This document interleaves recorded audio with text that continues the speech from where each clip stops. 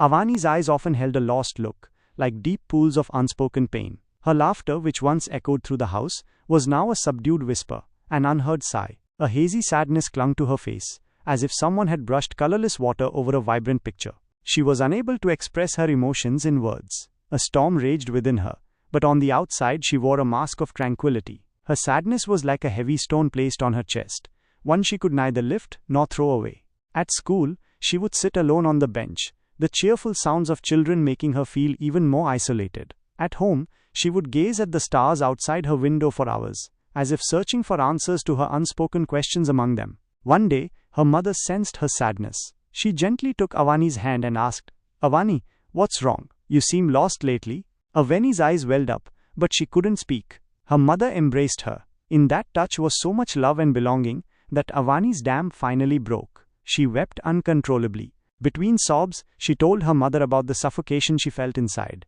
about her sadness. She explained how everything felt colorless and empty. Her mother listened attentively and then said, "Avani, you shouldn't suppress your feelings. Sorrow and sadness are also a part of life. What's important is how you deal with them." From that day on, Avani slowly began to express her emotions. She talked to her mother, wrote in her diary, and sometimes just sat alone and cried her heart out. It wasn't easy, but gradually the weight on her heart began to lighten. She realized that accepting and expressing her feelings wasn't a weakness, but a strength. Sadness is like a dark night, which doesn't last forever. The morning light will surely come, and in that light new colors of hope and happiness will be painted. Avani learned that the rainbow of emotions was hidden within her, she just needed to see it with her own eyes. And from that day forward, she started to live her emotions openly, in happiness and in sorrow. As Avani started acknowledging her sadness, it didn't vanish overnight. There were still days when the grayness felt overwhelming. But now, she had tools to navigate those times. She learned to identify the triggers for her low moods.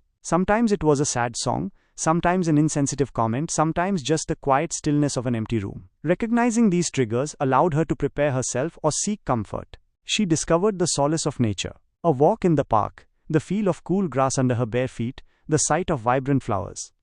These small things started to chip away at the edges of her sadness. The natural world seemed to hum with a quiet understanding, a silent reassurance that life continued, even after the darkest storms.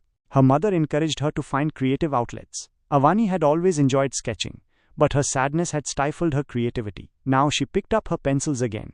At first, her drawings were dark and abstract, reflecting her inner turmoil. But slowly, as she processed her emotions, colors began to creep back into her artwork. She drew melancholic landscapes that somehow held a glimmer of hope, and portraits of faces that seemed to understand her unspoken feelings.